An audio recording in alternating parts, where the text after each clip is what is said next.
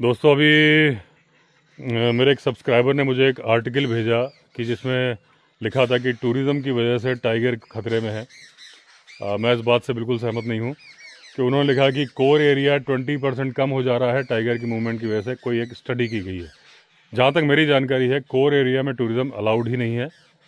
Tourist area में होता है, सुप्रीम कोर्ट की गाइडलाइन है, ऑर्डर्स हैं, तो कोर एरिया में नहीं होती है सफारी। और उन्होंने बोला कि क्योंकि इंसानों को जंगल में टाइगर देख लेता है इसलिए वो हैबिचुअल हो जाता है और इसलिए वो इंसानों की आबादी के नज़दीक आ जाता है और हमले करना शुरू कर देता है। मेरी जानकारी के हिसाब से जानवर इंसानों को देख के नहीं आता कि मैंने आज ये जिप्सी में आदमी देख लिया, चलो इसके जैसा आदमी मैं मारने जाऊंगा। वो जब गांव में आता है वो शिकार करने आता है पालतू मवेशी का।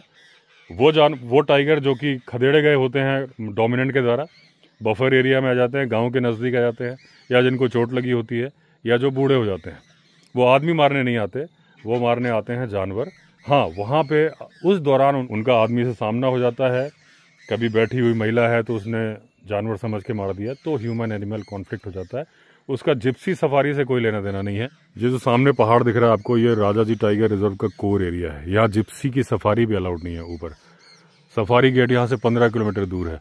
उसके बावजूद वहाँ के टाइगर भी यहाँ आते हैं मवेशी मारने, लेपर्ड भी मवेशी मारने आते हैं, क्योंकि ये गांव है। तो टाइगर इंसानों का देख के नहीं आता है, वो अपनी मजबूरी, भूख, उसकी वजह से आता है।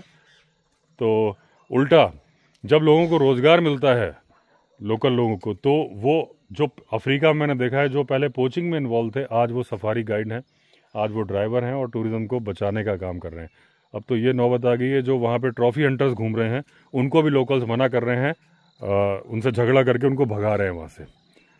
तो ह्यूमन एनिमल कॉन्फ्लिक्ट रोकने का उपाय ये नहीं है कि आप टूरिज़्म रोक दें। टूरिज़्म, और दूसरी बात, अभी छोटा भीम टाइगर जो कि बांधवगढ़ नेशनल पार्क में जो पोचर्स के क्लच वायर के फंदे से घायल हो गया था और क्लच वायर उसके गले में बंधा था, ये बात फॉरेस्ट अथॉरिटीज़ को बताने वाले टूरिस्ट ही थे, जिन्होंने बताया देख के कि वो ऐसा है, तब उसको रेस्क्यू किया गया।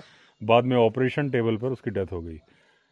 ताडोवा में माया टाइग्रेस कई दिन से साइट नहीं हो रही थी। मॉनसून के बाद जब सफारी खुली थी, फॉरेस्ट ऑफिशियल्स को बताने वाले टूरिस्ट ही थे। तो टूरिस्ट जंगल की आंख होते हैं। हाँ, अगर टूरिस्ट जिम्मेदारी के साथ व्यवहार कर रहे हैं तो 50% इंडिया में जिम्मेदारी से व्यवहार करते हैं, अभी 50% शोर शराबा करते हैं। अगर उन सबको इस बात पे ट्रेन किया जाए कि आप सेंसिबल होकर जंगल में जाइए, तो टूरिज़्म टाइगर के बचाव के लिए है।